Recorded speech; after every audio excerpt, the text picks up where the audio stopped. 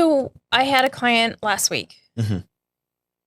They saw, oh my God, my house is worth $1.9 million on Zillow. We had to have the whole Zillow doesn't tell you what your house is worth conversation. But besides that, they were still under the mindset if they put it on the market for whatever they want, they're probably going to get $400,000 over asking. Oh, we're no longer in that market. Well, so we corrected that. You could just list the house at like $600,000. I'm sure they will get. They would get $400,000 over asking. Okay, so that's the number one part. The other part is most people that have been in their house for more than 4 or 5 years are hitting capital gains. Okay, so we're gonna let's talk about. Yeah, we're gonna dig into this one a little bit. Let's talk about that because this is a little gremlin, a little troll hiding under the bridge. I never used to have this conversation, and I feel like every single listing appointment that I'm going on right now, I'm having this conversation with. Okay, capital gains.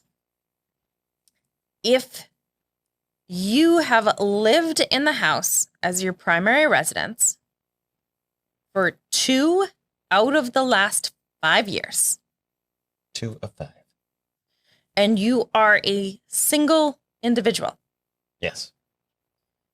You can be forgiven for $250,000 worth of capital gains, meaning you don't have. So if you bought the place at, let's say, $1 million and you sold it at 1.25, that's me. University of Virginia. Calling early this year. Okay. And you are getting, you're selling the place for 1.25. Right.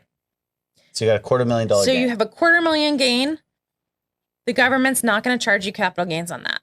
But if you sell it for 1.3, you will have to pay capital gains on that $50,000. Yep. And the capital gains amount can look like. Talk to your CPA. It can look like a lot. It can look like a lot of things. A little. But it's not strange for it to look like 20-30%. It's applicable. And it can put a sizable dent in what you're trying to do in the next iteration of your money. So that's a single person. What if we're married? Is a couple that's married or bought the place together, $500,000. It doubles. Okay. So you bought a house, I don't know, 10 years ago for $500,000. And now you can sell it for 1.5. You have $500,000 that can be forgiven as a couple. The other $500,000 profit, you're going to have to pay capital gains on. Now that's if you've lived in the house for 2 of the last 5 years, and there is no wiggle room on that 2 of the last 5 years. Now that was what the kabam was for. If you moved out of the house, have not lived in it, like let's say you used it as a rental. Right. There's no forgiveness. Bought it as a rental, used it as a rental, selling it as a rental. Or even lived in it. For less than 2 years. No, even if you've lived in it for like 10 years and then moved out and you've rented it out for the last 4 years, it's now rental property and you no longer get that. So that's even worse, right? With the first example we were looking at, you're getting $500,000 is going to have capital gains tax paid on it. This new example, you're looking at all $1 million having capital gains tax on it. This is a lot of money.